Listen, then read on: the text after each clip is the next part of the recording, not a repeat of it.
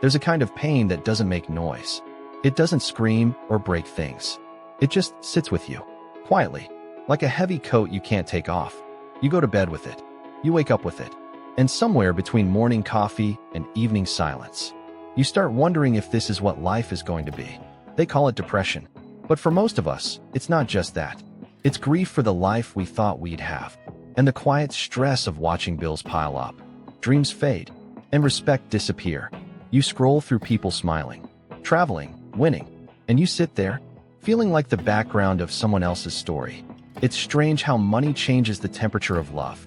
When you have it, people listen. When you don't, they talk over you. You start shrinking in rooms you used to belong to. You stop sharing your worries, because everyone's struggling. So you stay silent, and your silence starts eating you alive. You pretend it's okay. You smile when you have to. You laugh so people don't see you falling apart.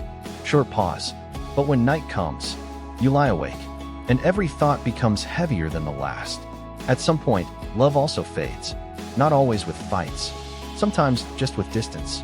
You realize people don't always stay. And care doesn't always mean forever. No one asks, "Are you really okay?" They just assume you'll manage, because you always have. But inside, there's a version of you that's tired of being strong, tired of pretending, tired of carrying everything alone. And then one morning, you can't fake it anymore. You stare at yourself in the mirror and whisper, "I can't do this forever." It's not that you want to die. You just don't want to keep living like this. Invisible, unheard, unloved. That moment, it's not weakness. It's the body's way of saying, something must change. And change doesn't come in a single sunrise.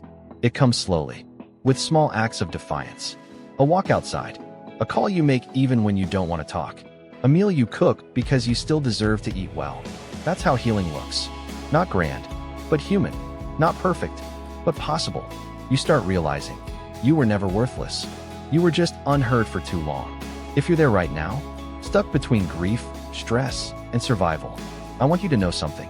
You are not behind. You are beating the odds just by being here. The world doesn't see quiet survivors, but they exist. They're the ones who rebuild themselves from nothing but faith and fatigue. So don't give up yet. You don't need to shine. You just need to stay.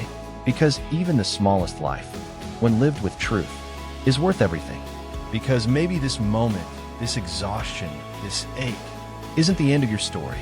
Maybe it's the part where you learn to breathe again, to trust again, to find peace not in victory, but in meaning. Some days, surviving is the revolution. You are proof that pain can't silence purpose.